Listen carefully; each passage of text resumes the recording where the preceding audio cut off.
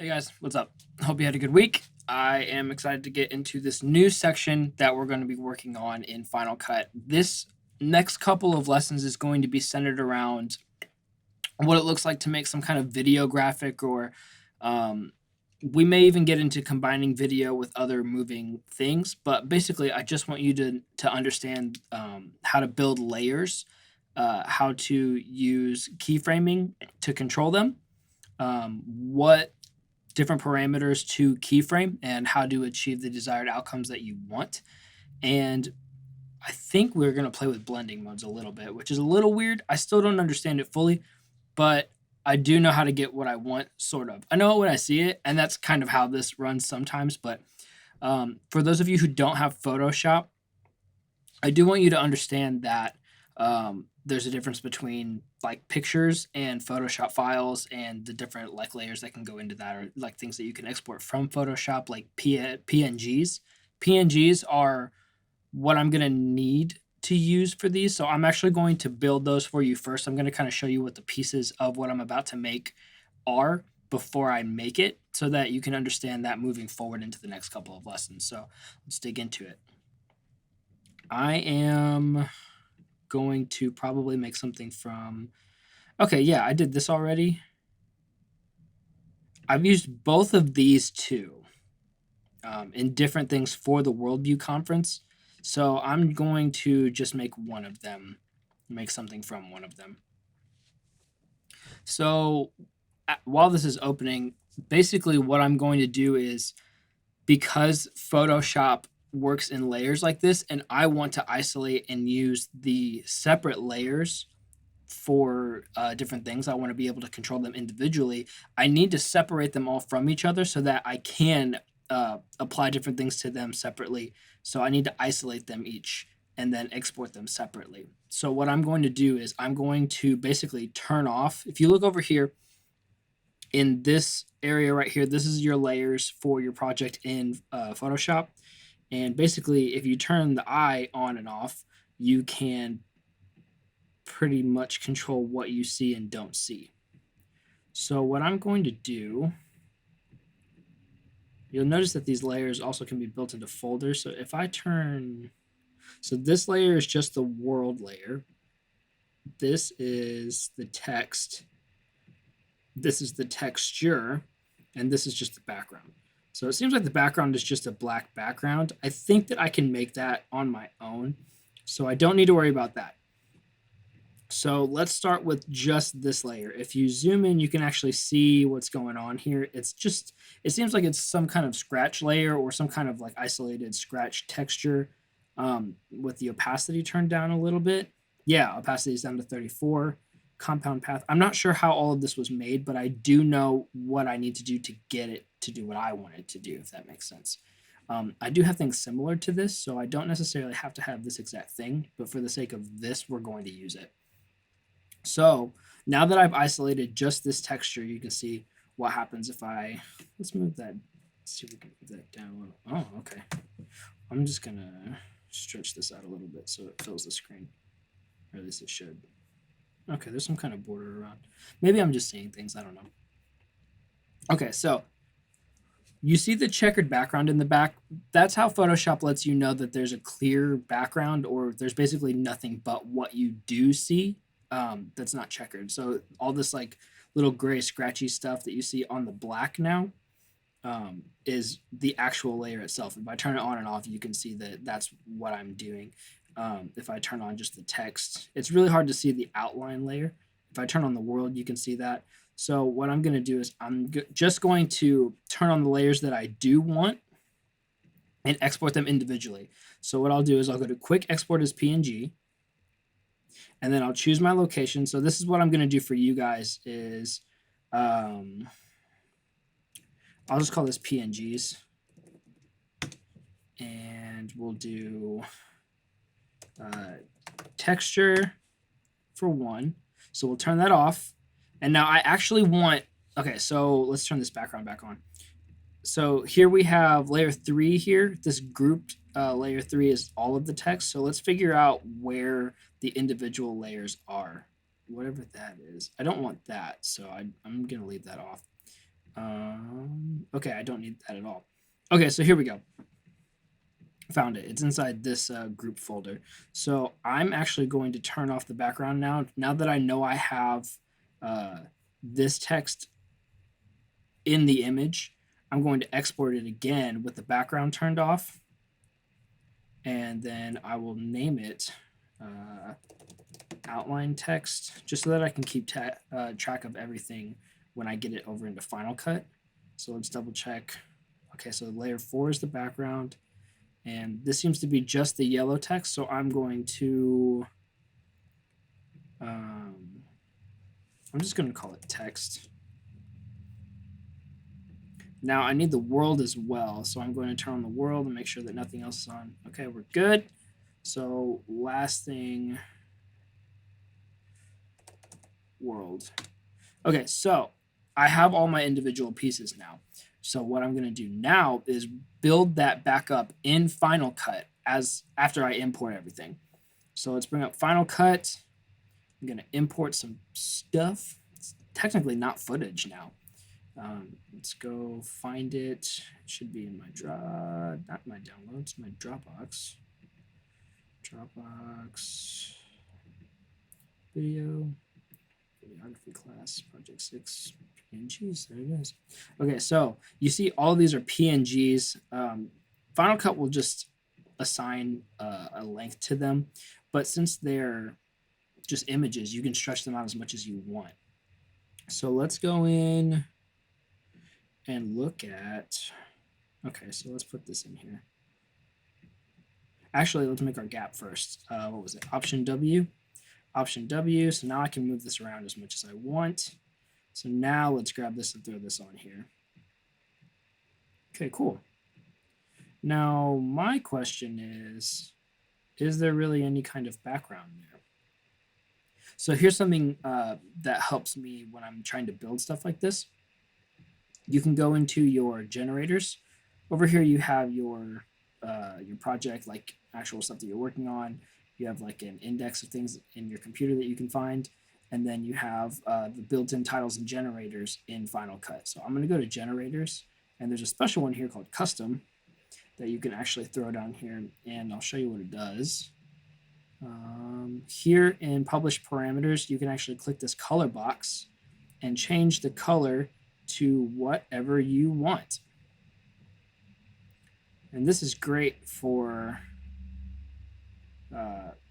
just building basic backgrounds. There's another way that I use it though. So let's make this one black and just leave it. And then let's put another one over top. Now I just covered everything up, obviously. But what I'm going to do is I'm going to change it to white. And then I'm going to go here to the transform parameters. And I'm going to bring the horizontal scale down to, honestly, I'll just type it in, 0.5%.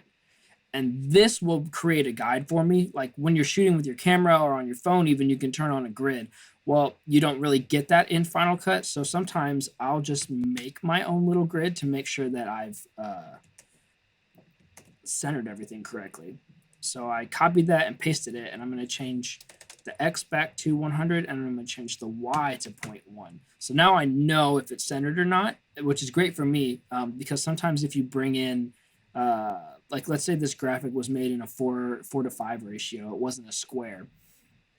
None of these would actually be like perfectly centered. They would be shifted a little to the top probably, just because of the way that they're shaped. So what I'm going to do now is I'm just going to stretch this out. I'm really not sure how long I'm going to need this up, but I'm going to group these, Option G, and that way if I want to turn it on and off, all I have to do is select the clip and tap V to enable or disable the clip. Just so you guys know, if you ever want to disable a clip and just get it out of your way for a little while, you can use just the letter V as a disabling, just a tap disable real quick. Okay, so what I want to do is get world view in here, and I want to just get the text to rotate, but I want the two different texts to rotate opposite directions. So what that means is I'm going to have to bring them in separately.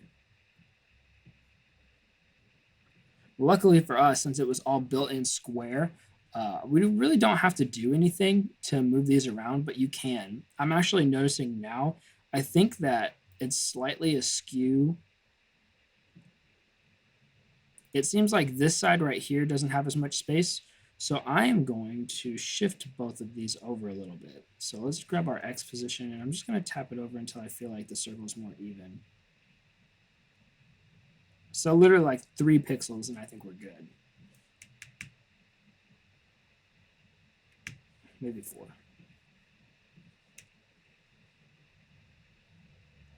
-3.5. Technically negative 3.5. Okay, I feel a little better about that. I still feel like it's like just barely off, but it's not really a big deal for this. So let's turn on our grid. I actually think that it's like sitting a little high too, like just barely. Let's get the world in the right position.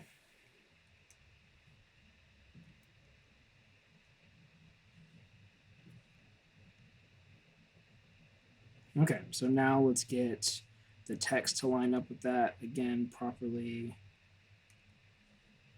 And I'm honestly just eyeballing this. It's not anything that I'm like, I know exactly what I'm talking about. I'm really just trying to like figure it out by looking at it.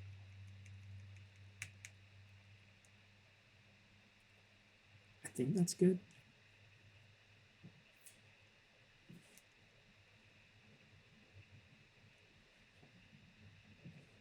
It looks pretty good. I think that it's good. It'll definitely show itself if it's not right when we get to like the end and it's all rotating. It'll probably like look weird, like it's kind of like off center. So we'll deal with that if we have to. So now we need to get everything rotating. I'm even going to do the world. So basically, what you want to do is if you look here in your transforms, you really don't need to worry about anything but the transforms for this lesson. We're going to keyframe. So basically, keyframing is telling Final Cut, hey, I want you to pay attention to this exact setting and don't change it. But by the next time that I keyframe something, I want you to change the setting to this. And what Final Cut will do is like, let's say you want your X parameter, like your position over here. And then by this keyframe, you want it to be over here. So slowly, as time goes along, it's going to shift from here to here. Let me give you a quick example. So if I say, let's just keyframe the very first frame, and then let's move down here and just move it way out of frame. Let's go back to the beginning where it's supposed to be. And as we play the timeline, you can actually see the world shifting away from where we had it set at the first keyframe. So all it does is Final Cut does all the math of like calculating, okay, if this is here by here, and this you want it to be here by this point, then all I have to do is move it this many, whatever, per frame. And so Final Cut does all the work for you, which is great because I don't want to do that. Can you imagine having to do that, like every pixel, just like move it, or like every frame, move it like a couple pixels? That'd be crazy. Not about it. Okay, so we don't really need to keyframe the position. What we want to keyframe is the rotation. So what I'm going to do is I'm going to keyframe the first one, and then I'm just going to pick like 30 seconds in and see what that rotation would look like at like a certain amount. So let's just say, let's do a solid 180 in 30 seconds, and let's see what that looks like.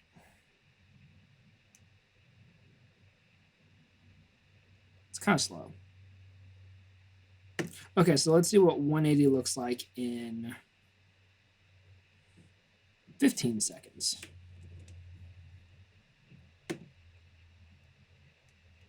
It's a little better.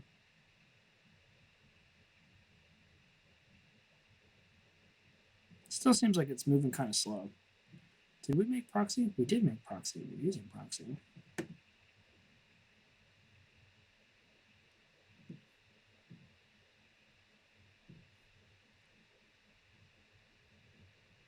It just seems too slow for me. Let's try in 10 seconds.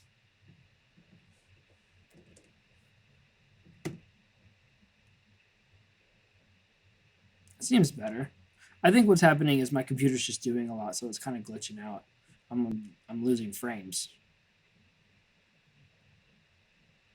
I think that'll be good. Okay, so let's say we're gonna make this a 10-second image or moving graphic. We'll select all of these and just hit Command B to cut it, and then select all the excess and cut it off. So now we're just working in these 10 seconds here. I think actually because I've built this so high, there's so many layers, I think I'm gonna make everything a little smaller. Just so I can kind of see what I'm doing a little better. If you didn't know, you can do that here in this little menu. You can change the way that things look as far as size and width. So we've got the world, we got the text, we got the outline text. We got the world rotating. I think I want to get the text to rotate the opposite direction. So what I'm going to do is I'm going to select that, go to first frame, keyframe it. I'm only keyframing the rotation though. I'm not really doing anything else because I don't need to. So then I'm going to go to the end and keyframe that last one. And I'm going to go positive 180 because I did negative 180 on the bottom one. So basically, it's the same amount of rotation. It's just which direction you're going. So now if I hit play, they're rotating the opposite direction, which is perfect because that's exactly what I wanted.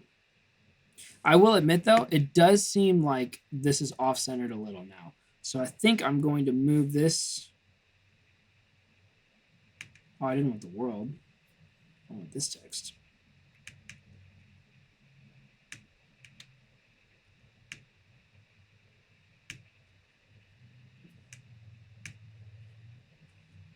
That doesn't seem right either.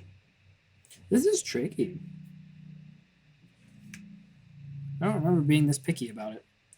Okay, so now we've got the world going one direction, and then we've got the other text going the other direction. So now I want this one to go back the other direction as well. But I want it to go at a different pace. Actually, no. I think I want the outer text to go the same pace as the world and the bold text to go slower. So what I need to do now, if I go back here and I select the main text, you can see that it lights up. Actually, here, because I'm moving back and forth between keyframes, you'll notice if I click these little buttons, these will go back and forth between keyframes only if there are keyframed parameters on that specific item. So if I move it by clicking these, I can get straight to the next keyframe and adjust that. So now I know I'm directly on the keyframe. I think I undid the keyframe though. 0 to, it says 174. That's weird. Well, let's fix that. This is the one that I want to be slower. So I'm going to go lower than 180. I think I'll go 100.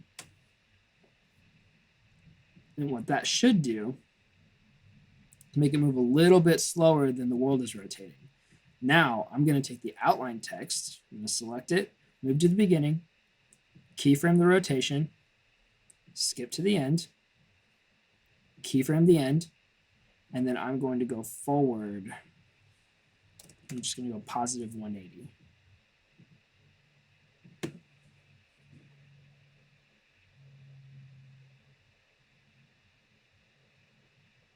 Looks pretty good to me. I do think though that this is still too high. Maybe I'm crazy, but this might not be a perfect circle, and so wherever like it's a little oblong is I'm just like noticing it only when it's rotating. I'm going to move the text down like 2 more pixels again. I'm going to play this. Yeah, it seems like the world's kind of moving. I don't know. It seems weird. Let's try that. Yeah, I think that some of these aren't perfect circles. I'm not sure which one it is, but something isn't a perfect circle because it's moving kind of weird. But it looks cool, so like I'm down with it. I'm fine. Now let's do something with the texture. So if I have, you almost can't even see it too. So I'm gonna drop the texture over everything maybe. Yeah, that's cool. I think I'm going to move it to the bottom though. So I'm going to drag this layer down to the bottom, but still being on top of the background. I just want it to be there because it looks cool. So now we've got this cool little motion graphic thing. What I would do at this point, now that we've got it in a place where we like it, I'm going to switch out of Proxy Media to Original Media, and then I'm going to export it. I think what I'll do here is I'll actually click Master File, but I'm going to change in the settings to Computer for better quality, so that I'll also go to 1920 by 1080, I think, because those are already like maximum uh, file sizes that Instagram would take anyway. So I think I'm gonna do that, and then I'm gonna see what I get. It's only 25 megabytes, so I think we should be good. Let's do project 6, edit 1. So your project will basically be to import these assets and just repeat what I did. So you want the world to be turning, you want the main text to be turning the opposite direction, and you want the outline text to be turning a different direction. Um, you can make the two texts go the same direction at different speeds, or you can make them go opposite directions. But I do want them to go at different speeds, and I'll be able to tell. It's going to be pretty obvious if they're not going different speeds. But all you have to do is create your 10-second timeline there, like I did, and then put in your keyframes and make your ending rotation just less on one of them than the other, because that's going to mean that it's going to move less per frame, which translates to slower. So it's not super difficult, and I think you'll have a pretty easy time with it. This isn't too crazy yet, but we're going to get into a couple more things that as we go are going to be a little bit more difficult, but you're perfectly capable, and I know you're going to do great. So have a great week.